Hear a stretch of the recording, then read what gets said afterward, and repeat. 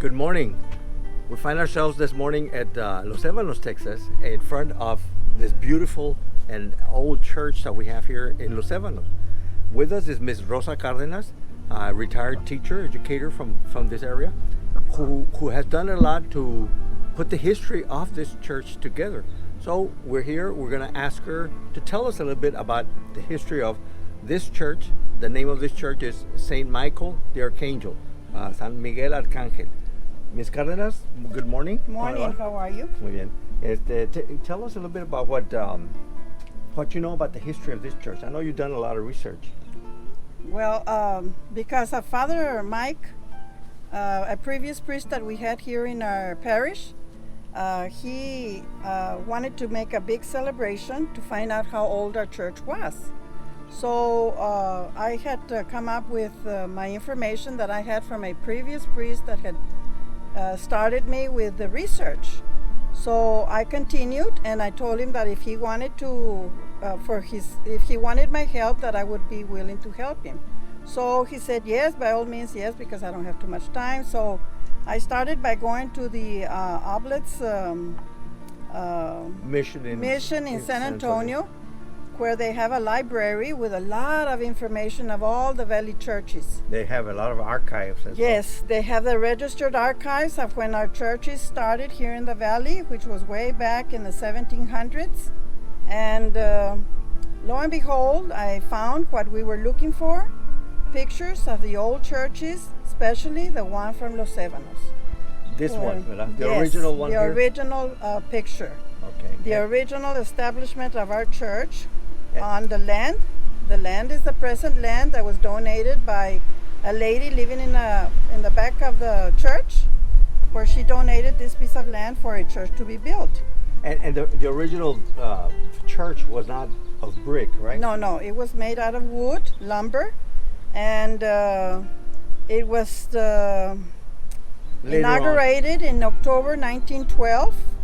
And then later down the road, a big thunderstorm came at night and burned part of the church. So in the 1930s, it was remodeled, and then it had cement around the wooden frame of the church. About 2 years ago or 3 years ago, this church was also renovated, and we found all the black materials that was used to put it around the lumber. And it was so sturdy that it was used like it is, or like it was in the 1930s. It wasn't removed because it was protecting all of the lumber from getting termites. None of the lumber was damaged, so it just stayed there. Okay. So the inside of the church was recently remodeled, and I was born in Rio Grande, but I was raised here in Los Ebanos. So I made my first communion here. I was baptized in Rio Grande, but I made my communion here. I got married here, and you also told us that your mom was the first person. What? During the 1930s, when the church burned down, or part of the church burned down, the community started having bingos and jamaicas or fiestas to start raising money to build it again. So my mother was part of that group, and she became the first queen of our church, Natalia Ibarra. After being the winner, there were 3 candidates running. My mother was the one that won, and there was enough money to be raised to fix the church and add the cement around the lumber. Wow, that's excellent.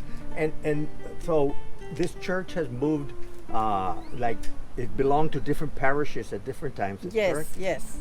First, it was under Roma. The very first church was under Roma. Okay. And then it went to Rio Grande, the Immaculate Conception. Yes. And then it was moved to La Jolla, Our Lady Queen of Angels.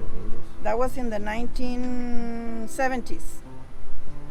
70s? Yes. In the early 70s, when it moved into the La Jolla parish.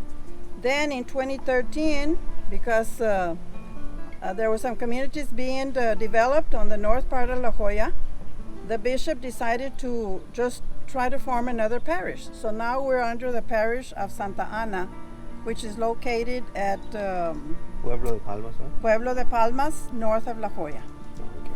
Well, thank you very much for that wonderful history, how this church has evolved from a frame building to what it is now. You know? Yes. And what kind of activities do you all have now? Right now we don't have too many because of the COVID situation, but before 2020 we would have Jamaicas, bingos, plate sales to continue with managing the expenses of our church. When do you have services here?